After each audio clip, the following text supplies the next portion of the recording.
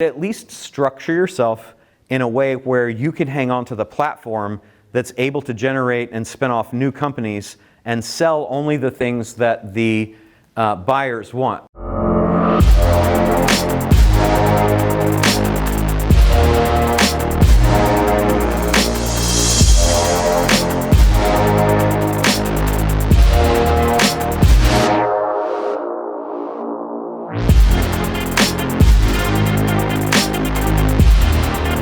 Let's talk about getting exitable. But the first step is getting structured. Structure is the most overlooked thing that I see in all the deals because people don't think about it. They think, here's how you structure. You have a company and you own it. You got limited liability, you got an SPV, and you own it. But there's so many ways to slice and dice structure. And then we go into, you want to not be the brand and you need to not be the product. So that's two steps that are very, very important that will have you able to sell your company because you might not even be able to sell it if you're the brand. After that, then we're going to defensify and differentiate, meaning we're going to show how are we different from everybody else.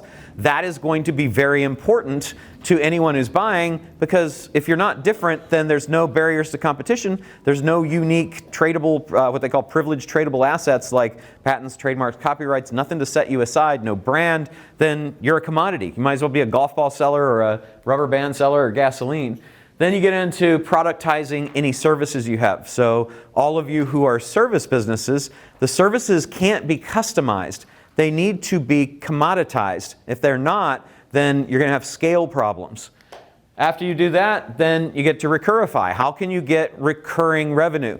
Recurring revenue companies, if they're truly recurring, truly subscription, then they will sell for a multiple of revenue, not for a multiple of EBITDA or SDE. So there's a big advantage to making that happen. I got a buddy that just got a sale from a big growth capital, got an investment from a big growth capital company at a multiple of 10 times recurring revenue. 10 times top line revenue. That's insane. The next thing is pre-capture your COGS. So the way that you get around that and the way that you make your company more attractive to a buyer when you're selling is that you pre-capture your COGS. So your COGS is cost of goods sold. So if there is any possible way that you can get paid in advance of having to incur the cost to create the product, you want to set your business up that way.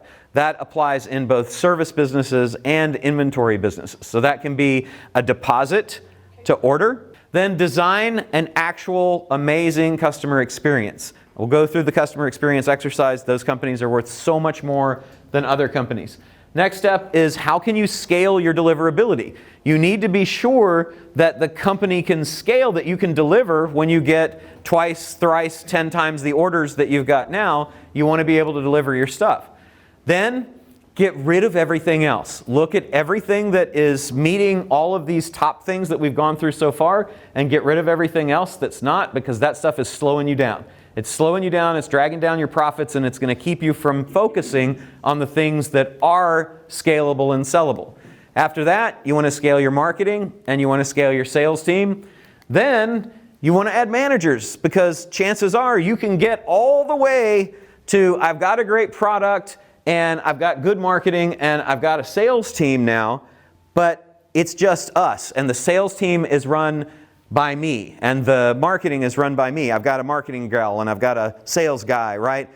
You got to get the managers in because if you can't remove yourself from the business, then you will have a 5-year consulting agreement that ties you to the business and probably have adjustments made based on you staying, leaving, and that kind of stuff. That's not what you want. You want to be able to get out when you want to get out. After that, you want to add a long-term retention plan. How are you going to show the buyers that management's going to hang around after you leave? If you're like, I'm out and I'm out, right? That's not going to get you as much money if I'm out and I sure do hope those people stay after you gave me all your money. If instead there's a reason for them to stay that you've created, then you'll be able to get more for the business as well. After that, get everything documented, get SOPs in place. You have to be able to have everyone in the company be able to leave and have a job description and standard operating procedures to be replaced. Everyone needs to be replaceable. Then, Diversify your customer base. Remember I said, please, please, please don't have any single customer that represents more than 15% of your business. That's really important. If you do, that's a risk of them leaving, and if they leave, you'll get dinged. Then, clean up your financials, restate them, get all your personal expenses off the list. It's okay to wait a little bit to do that, but ideally, a couple years before you sell, you really want to stop playing that game of I can save a lot of taxes by putting all my personal stuff on the company. And then last but not least, create an exit bonus for your team. Your team is not terribly excited that you're going to sell the business and get a big pile of money and ride off into the sunset, and they're going to stay there and have who knows who take over, and maybe they're going to get fired. Give them incentive to participate in selling the company to the buyer. What's the value cache in the company?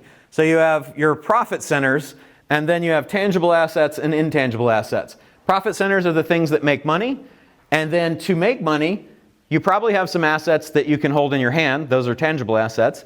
You probably have some assets that are like not holdable in your hands, like an email list, but it's an asset or an account receivable, okay?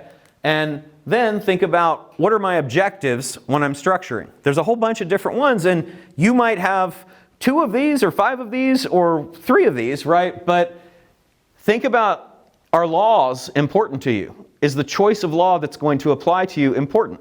Then you might want to incorporate in a different jurisdiction. Geodiversity, right? So you might want to have multiple companies in different geographies so that you can spread the risk and separate for liability. You might have different cap tables.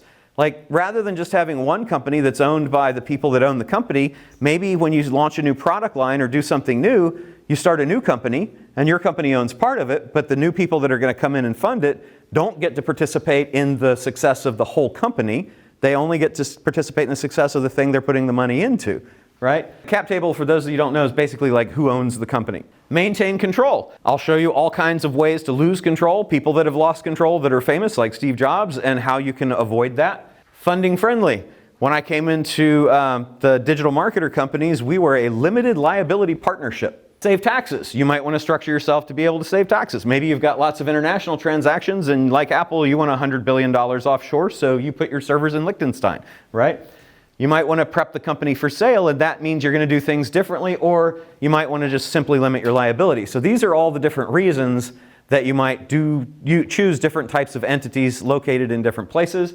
My suggestion is that you hang on to your momentum that you've created. You don't actually usually have to sell it. Sometimes you do. But at least structure yourself in a way where you can hang on to the platform that's able to generate and spin off new companies and sell only the things that the buyers want.